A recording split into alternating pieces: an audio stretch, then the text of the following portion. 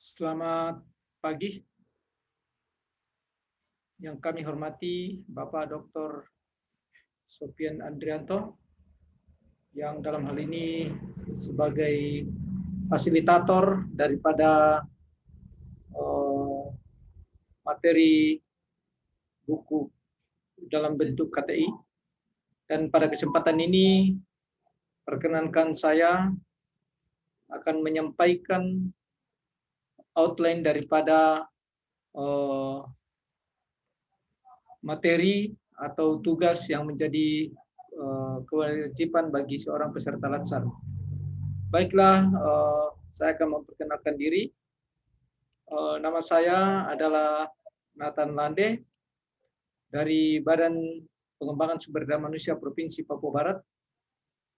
Dan pada saat ini saya akan menyampaikan outline daripada buku yang saya desain, yaitu buku tentang coaching, mentoring dalam organisasi.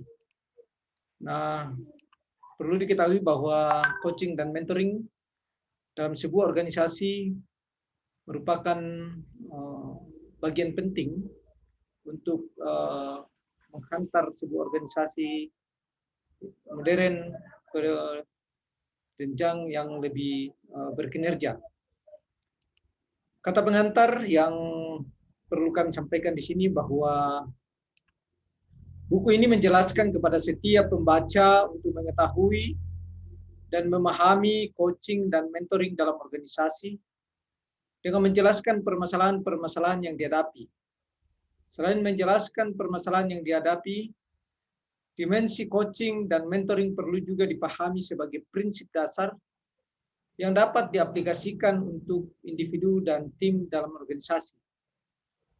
Memahami lebih dalam coaching dengan mengetahui peran serta nilai-nilai yang dimiliki seorang coaching, maka dengan peran tersebut, kesenjangan antara kompetensi dan pekerjaan dapat teratasi.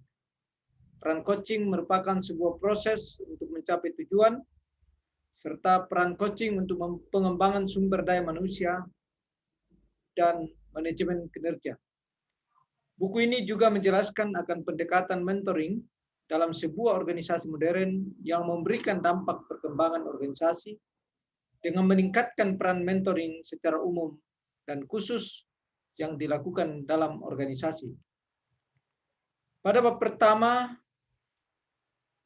menjelaskan tentang coaching dan mentoring dalam organisasi.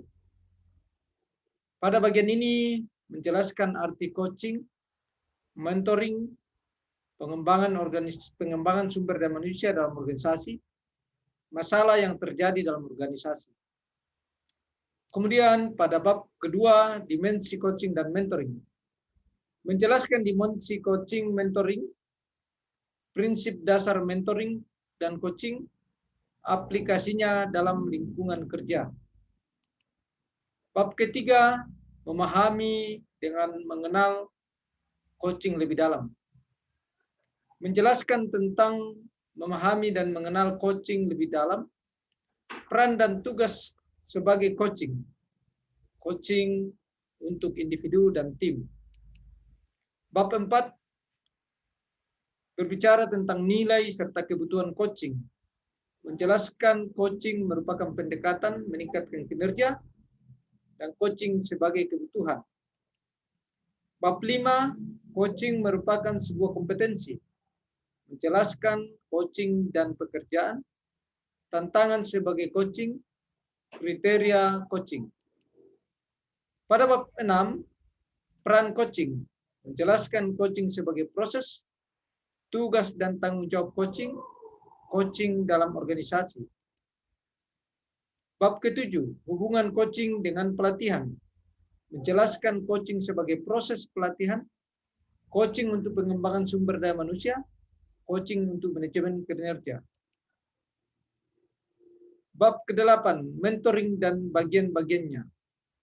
Menjelaskan pendekatan peran mentoring dalam organisasi modern, mentoring dan kinerja organisasi. Pada bab ke-9, peran dan tanggung jawab mentor dalam organisasi, menjelaskan peran dan tanggung jawab mentor, peran mentor untuk individu, peran mentor untuk organisasi.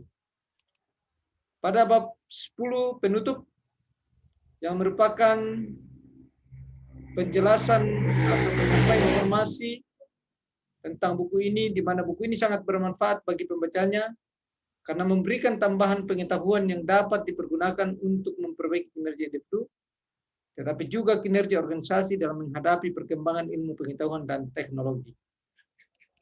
Dan berikut daftar pustaka. Saya hanya menyampaikan beberapa daftar pustaka meskipun banyak. Dan inilah buku yang sempat saya menyusun outline-nya.